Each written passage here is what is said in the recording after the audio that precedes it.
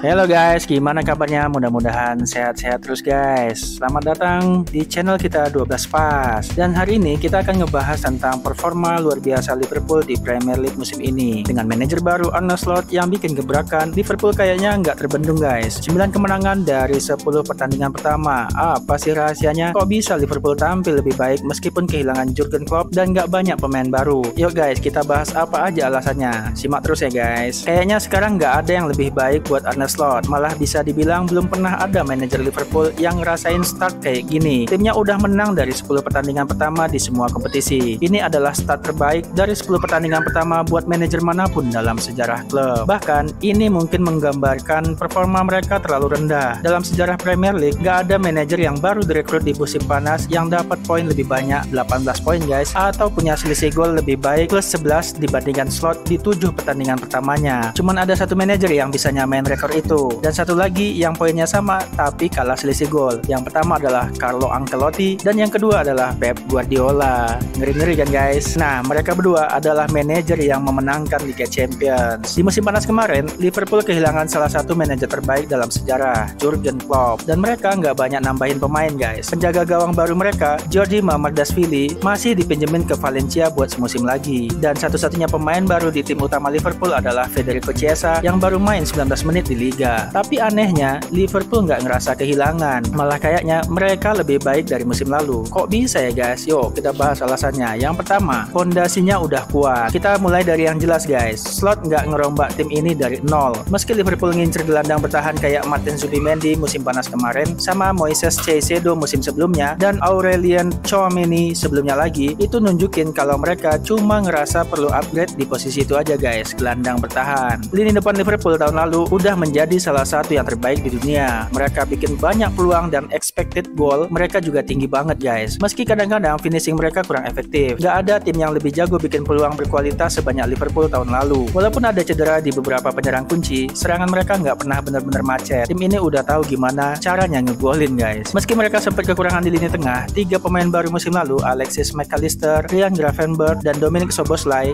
plus peningkatan dari pemain muda kayak Curtis Jones dan Harvey Elliott, ngebuat mereka punya kedalaman yang lumayan buat dua posisi gelandang serang. Di posisi bek kanan, Conor Bradley musim lalu muncul sebagai pelapis yang oke buat Trent Alexander-Arnold. Sedangkan di kiri, Andy Robertson masih jadi salah satu yang terbaik, sementara Kostas Tsimikas dan Joe Gomez cukup solid sebagai backup. Di bek tengah, Virgil van Dijk dan Ibrahima Konate adalah salah satu duo terbaik di dunia. Sedangkan Jarell Quansah juga nunjukin kalau dia bisa ngisi menit-menit penting di musim lalu. Dan Gomez, pilihan keempat, jadi bagian dari skuad Inggris di Euro 2024 musim panas kemarin. Jadi memang pemainnya udah bagus-bagus duluan guys. Bahkan di posisi kiper mereka punya kedalaman. Alisson mungkin kiper terbaik di luar sana. Dan sekarang kita udah punya setengah musim pertandingan Premier League yang nunjukin bahwa backupnya Kaomen Kelleher juga kiper di atas rata-rata. Perubahan utama yang dibawa Slot adalah masukin Gravenberch ke starting 11 jadi salah satu dari dua gelandang bertahan. Dia kayaknya bakal jadi solusi jangka panjang buat pertanyaan siapa gelandang bertahan kita yang jadi PR Liverpool bertahun-tahun. Bareng Van Dijk, dia jadi salah satu dari dua pemain yang main setiap menit di setiap pertandingan. Tapi ya itu guys, mereka itu semua masih pemain yang sama kayak musim lalu. Nggak ada yang pemain baru guys. Dan pemain-pemain ini meskipun sempat dilanda banyak cedera, tahun lalu udah jadi favorit buat juara Liga sejak awal April. Alasan utama kenapa Liverpool sekarang ada di puncak klasmen, semua pemain itu masih ada di tim ini. Yang kedua guys, pertahanan mereka salah satu yang terbaik di dunia. Liverpool cuman kebobolan 2 gol doang di Premier League musim ini. Dari 7 pertandingan, cuman 4 klub dalam sejarah Premier League yang kebobolan lebih sedikit, yaitu tim Chelsea-nya Jose Mourinho yang pertama kebobolan 1 gol doang guys.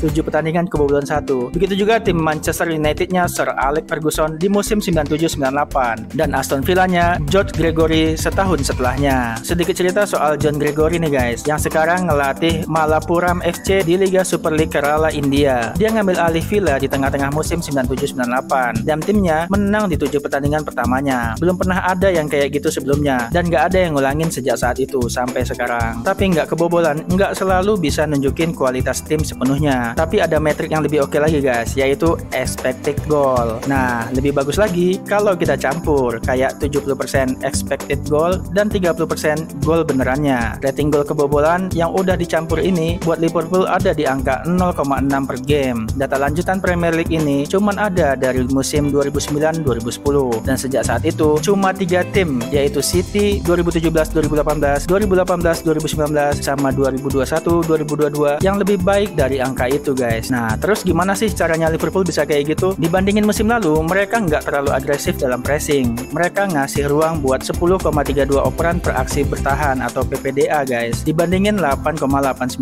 musim lalu. Mereka juga lebih gampang ditembus, ngasih akurasi operan lawan sebesar 79,8% musim ini dibandingkan 77,4% musim lalu. Selain itu, mereka juga nggak seagresif bawa bola ke depan. Kecepatan gerak bola maju mereka turun jadi 1,13 meter per detik dibandingin 1,23 meter per detik musim lalu. Mereka ngambil hampir 5 tembakan lebih sedikit per game dan ngurangin crossing jadi 10,7% dari operan di sepertiga akhir lapangan dibandingkan 13,5% musim lalu. Hasilnya jumlah penguasaan bola per tim turun dari 93,5 jadi 86,6. Lawan Liverpool lebih sedikit dapat penguasaan bola, dan kalau Liverpool kehilangan bola, mereka lebih jarang kehilangan di situasi yang bikin pertahanan berantakan. Dan kalau mereka sampai kehilangan bola pas lagi nggak rapi, larinya buat nutup balik jadi lebih agresif musim ini. Gelandang, back sayap, bahkan kadang penyerang pun pada lari sprint balik buat nutup bola pas turnover yang nggak mereka lakuin musim lalu. Mungkin karena energi mereka nggak kepake buat nyerang seagresif sebelumnya. Karena itu, Liverpool ngasih sentuhan lebih sedikit di dalam kotak mereka sendiri 17,4 turun dari 21,6. Tembakan lawan juga turun dari 11 jadi 9,3. Biasanya kalau tim bisa ngebatasi sentuhan di area penalti dan ngebatasi tembakan, itu karena mereka ngedorong permainan lawan biar ngeblok di sepertiga akhir lapangannya sendiri. Hasilnya, lawan cuma dapat peluang tembakan yang nggak berkualitas tinggi. Contohnya Tottenham dan Brighton musim ini. Tapi musim ini Liverpool beda.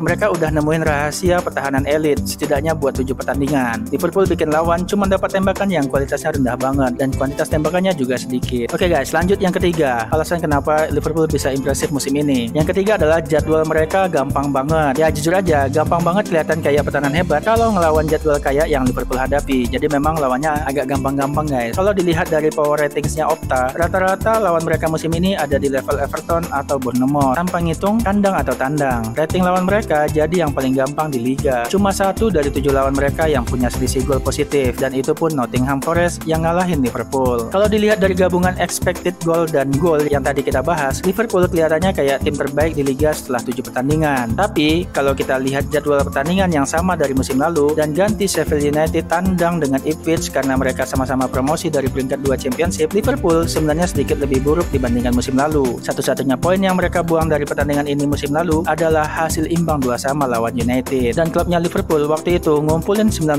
poin dari pertandingan yang sama. Statistik di balik layar juga lebih bagus musim lalu. Rating gol yang udah disesuaikan waktu itu plus 1,52, lebih tinggi dari plus 1,36 musim ini. Kalau Arsenal atau City yang ngelakuin jadwal Liverpool sampai 7 pertandingan, kemungkinan besar mereka juga bakal ada di puncak liga. Dan saat ini mereka berdua cuma ketinggalan 1 poin aja, meskipun Arsenal udah tandang ke Spurs dan Aston Villa, dan City udah ngelawan Chelsea. Meskipun begitu, kita nggak bisa ngelupain pertandingan lain. Ranking Opta bilang AC Milan hampir setara dengan Aston Villa dan Spurs, dan Liverpool sukses banget ngancurin mereka di tandang di Liga Champions. Musim lalu Liverpool nggak harus main di pertandingan Liga Champions tengah minggu. Jadi kalau ngelihat jadwal buat ngukur performa Liverpool sejauh ini, paling jelek penilaiannya mereka sama bagusnya kayak musim lalu. Alasan yang keempat guys, mereka udah nemu cara buat main santai. Pas skor imbang, bener-bener susah bikin peluang lawan Liverpool. Mereka baru kebobolan 1 gol dan 1,06 expected goal yang pastinya paling bagus di liga. Mereka cuma ngebolehin 1 tembakan dengan nilai expected goal di atas 0,14. Jadi mereka cuma ngasih 1 peluang yang bisa dibilang layak. Biar lebih gampang dipahami, Liverpool udah ngebuat 85% dari total expected goal pas skornya imbang guys. Nggak ada tim lain yang bisa nyentuh angka di atas 69%. Kalau kita lihat lebih luas, pas pertandingan imbang atau beda 1 gol, timnya Slot masih jauh lebih unggul dari yang lain. Kalau ngelihat pertandingannya masih sedikit, kita masih belum bisa dapat sepenuhnya guys. Tapi perubahan cara mainnya benar-benar mencolok. Jadi kayaknya emang ada strategi di balik semua ini. Musim lalu, jarak rata-rata tembakan Liverpool dari gawang itu 17,2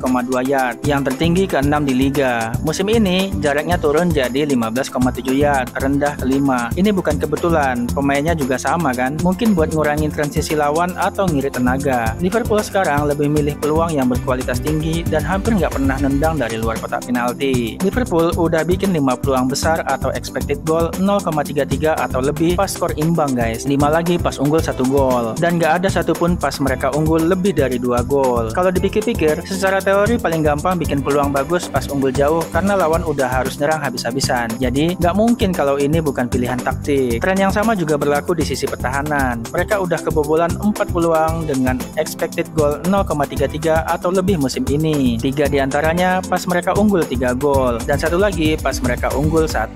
Faktanya mereka lebih banyak kebobolan expected goal pas unggul 3 gol dibandingkan dengan posisi lain. Entah tim bisa atur strategi kayak gini atau enggak, tapi timnya Slot jelas udah ngebuktiin mereka bisa. Dan ini semua sejalan sama perubahan besar yang terjadi di era setelah Klopp. Klopp emang punya banyak kelebihan, tapi ada satu hal yang dia nggak bisa atasin, cedera pemain. Dia suka banget latihan keras dan intens buat ningkatin identitas timnya. Bisa jadi Liverpool nggak bakal sebaik itu tanpa pendekatan ini. Tapi kalau kita lihat banyaknya cedera di timnya selama bertahun-tahun, jelas ada beberapa yang bisa dicegah. Salah satu alasan Liverpool nge-hire Slot adalah buat ngejaga pemain utama mereka biar tetap sehat. Katanya sih, latihan Slot jauh lebih santai dibandingkan pendahulunya. Cara main timnya juga kayak sesuai sama ide ini. Dengan dominan pas skor imbang, mereka bisa lebih santai pas udah unggul tanpa harus ngorbanin poin. Masih panjang perjalanan musim ini dan kita bakal lihat apa Liverpool bisa lebih sedikit kena cedera di musim ini atau mereka bisa ngontrol permainan sampai jadi pemuncak klasmen. 2 bulan ke depan bakal jadi ujian besar. Jadwal mereka Chelsea di kandang, Leipzig tandang, Arsenal tandang, Brighton di AFL Cup, Brighton di Liga, Leverkusen di Liga Champions, Aston Villa di kandang, Southampton di kandang, Madrid di Liga Champions, dan City di kandang. Ngeri guys, dengan jadwal kayak gitu mereka nggak bakal bisa dominasi semua pertandingan pas imbang, terus leha-leha setelah unggul. Jelas ada momen dimana keberuntungan nggak berpihak dan mereka bakal di outplay di beberapa kesempatan. Klopp biasanya ngehadapin jadwal padat kayak gini dengan cara ngegas terus sampai mentok, lari terus, nggak peduli bolanya masuk atau enggak. Di 2 bulan ke depan timnya Slot juga bakal terus lari guys, tapi kalau ngeliat 2 bulan pertama masa kerjanya, kayaknya mereka bakal tahu kapan waktunya nge-slow down. Begitu mereka ngerasa bisa guys. Jadi mereka tahu kapan harus ngegas, kapan harus slow. Jadi itu dia beberapa alasan kenapa Liverpool bisa tampil begitu impresif di awal musim Premier League musim ini guys. Dari pondasi tim yang udah kuat, pertahanan yang solid, sampai strategi yang bikin mereka lebih efisien di lapangan. Menurut kalian bisa nggak Liverpool terus mempertahankan performa ini sampai akhir musim? Jangan lupa tulis pendapat kalian di kolom komentar. Like video ini kalau kalian suka dan subscribe buat update terbaru seputar dunia sepak bola. Sampai jumpa di video berikutnya. Sehat-sehat terus guys. Thank you.